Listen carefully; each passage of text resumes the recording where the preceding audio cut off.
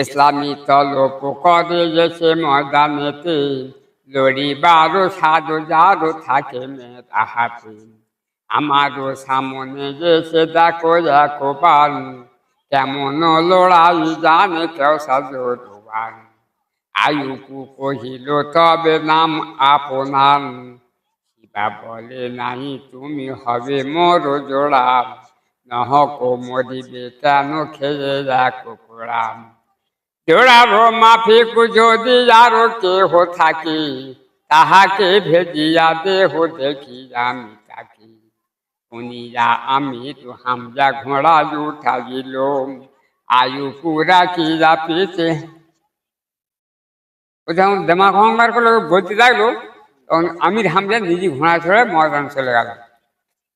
নবীজির চাচা গেল। শিবা বলে হামজা তুমি মেরা জোড়া হবে, লড়াই হইবে খুব সকলে দেখিবে। হামজা বলে লাফো কাপো কারো কেন মিশে, মরদামি থাকে তোতে গো মারো তুমি খেতে। তবে তো কুকুরতে গই উঠাইয়া জোরে, গোসাইয়ে মারিল তবে আমি ছেড়ে। কাফের আমির হামজার উপরে তলোয়ার মারলো। আমির ধরিল ঢালো সেরে আপনার, থেকে এসে বসে যে ঢালে রোজি ধমকেতে গো মারে দাগাবাজ, তামাম লস্কর তার পুষিল আওয়াজ।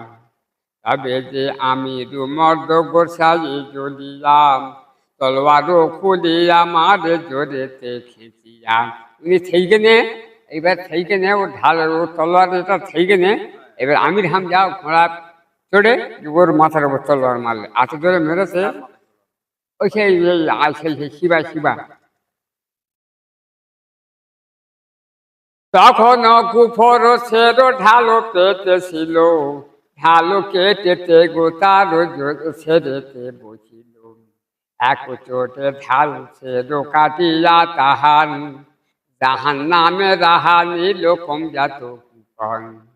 আমিরের হাতে যদি শিবা মারা যায়, দেখিয়া তাহারও ভাই করে হায় হায়।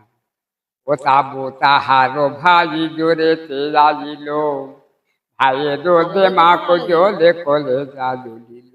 কি